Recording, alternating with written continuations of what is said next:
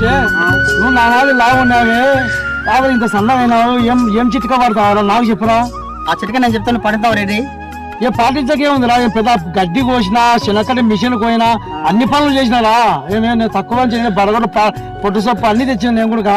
అయితే నేను చెప్పిన ఒక పని రెడ్డి, ఉద్యోగం తల్లుకొని నన్నగా 6 నెలలు ఈయన మాత్రం అవుతావు సేద్యానికి వాకింగ్ నువ్వు అదే లేకపోతే కోవి ఆసుపత్రికి పోయి లేకపోతే ఎద్దుల మధ్య ఉండగా ఇట్ అవుతావు.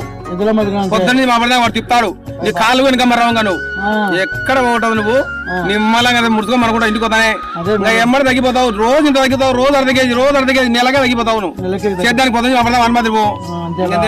నువ్వు ఉద్యోగం తల్లుకో ఎద్దుల మీద ఊరికి ఇంటికి 4 రెడ్డి. నేను చెప్ప పాట చెప్తా, నా మాట వింటా రెడ్డి. నీ మాట సర్లేదా ఇంటనే చెప్పు. ఇనే పాట అయితే ఒక కాడ ఎదురు పెట్టుకో.